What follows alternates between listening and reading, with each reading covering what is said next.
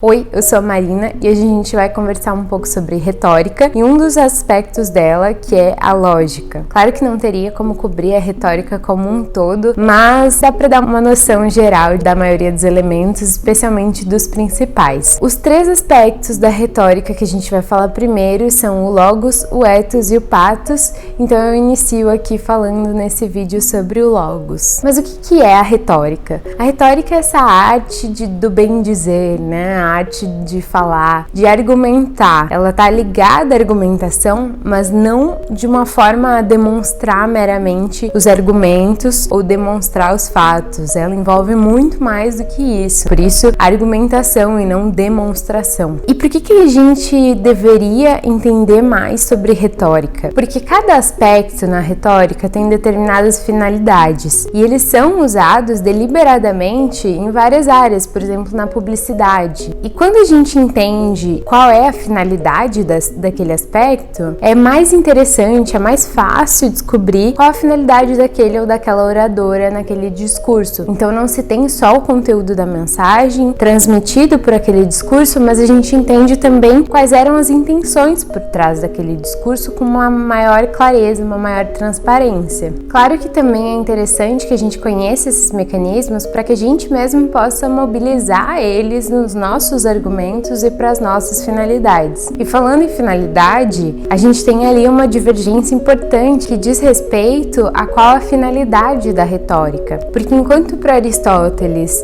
a retórica levaria à verdade, para os sofistas ela seria puro instrumento de persuasão. Mas com certeza ela é usada para diferentes finalidades no nosso dia a dia. Bom, e o logos? O que seria o logos? O logos é ligado à lógica, então ele, claro, não é só uma mera exposição dos argumentos, mas é um estudo sobre o que seria uma suficiência argumentativa. O que é uma argumentação suficiente? O que existe por trás de uma argumentação? Qual é a estrutura de uma argumentação? A gente tem, por exemplo, aquele silogismo lógico clássico: todo homem é mortal, Sócrates é homem, então Sócrates é mortal. Pois então, outros autores depois estudaram outros formatos de se chegar a uma argumentação lógica ou mesmo de se avaliar se uma argumentação é lógica. Então, enquanto a gente pode pensar na lógica da mesma forma para saber se a nossa argumentação é suficiente, a gente também pode avaliar alguns discursos e entender o que tem por trás deles, se eles são suficientes para demonstrar suas alegações por meio de um raciocínio lógico. Então aqui eu quis trazer para o vídeo de hoje um autor que é o Stephen Toulmin, que eu acho que ele é um bom exemplo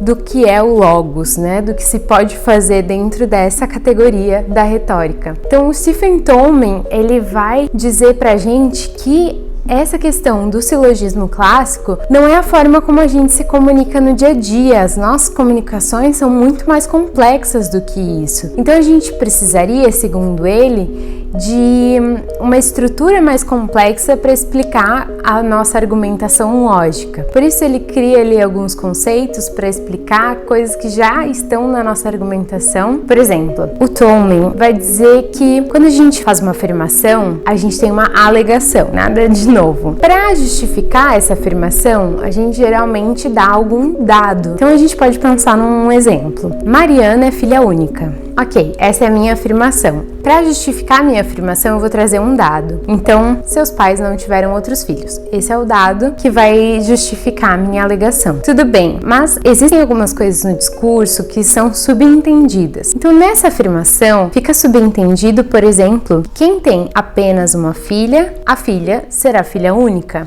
Então, por mais que isso pareça óbvio, às vezes a gente descobre, através das garantias, algumas questões de valores por trás das afirmações. Claro que nesse caso é só um conhecimento geral, mas eu posso adicionar mais categorias aí. Eu posso dar um grau de probabilidade. Eu posso dizer assim: a Mariana é filha única. seus pais não têm outros filhos. Então eu tenho aí afirmação, dados, e aí na garantia eu posso pensar assim: quando se tem apenas uma filha, presumidamente esta é uma filha única. Presumidamente me dá um grau alto de probabilidade. Eu poderia usar outros graus, como provavelmente, que aí já talvez não tenha um grau tão alto de probabilidade. E aí eu posso dizer uma condição de exceção. E a condição de exceção é: a menos que ela não saiba de outros irmãos, a menos que apareça um irmão perdido, a menos que, enfim, todas as outras possibilidades que poderiam surgir e ela não seria mais então filha única. Por hoje é só, depois a gente pode conversar sobre outros elementos retóricos.